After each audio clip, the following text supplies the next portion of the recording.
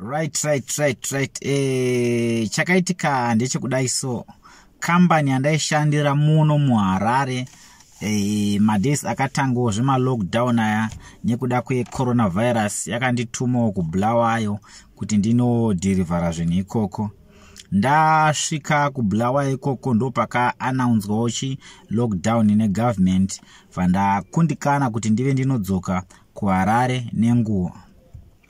Zvadarozvo ndakabva ndati zano ndei vandafonerawo shamwari yangu yandinoziva inemba muBulawayo imomo kuMukoba ndobva ndaiudza mamiriro akaita zvinhu, asi shamwari yangu yakanga isimo muBulawayo, yakanga yabuda yaenda nebasa kuHarare. So shamwari yangu yakandipindura kati no inetse zvauri kuBulawayo ikoko chingoenda kuDeni kune mukadzi wangu newe mwana wangu ikoko sezvo yaigarawo marooms akawanda.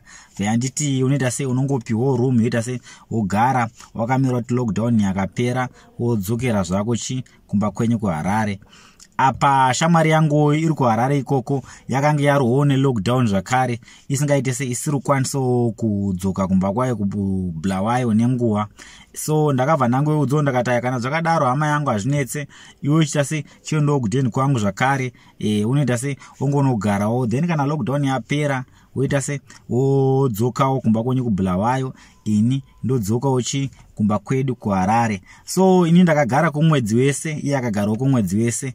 So kufunga kwenyu chakaitika hama dzangu panguva yese yandakagara nemukadzi weshamwari yangu nemwana wake, chakaitikawo zvakare panguva yese yakagara shamwari yangu nemukadzi wangu nemhuri yangu ini ndisipo. Ngatisangane comment section hama dzangu mundiudzewo kuti chakaitika mafungiro enyu. Thank you so much. Ngatisanganeiwo zvakare pa next video.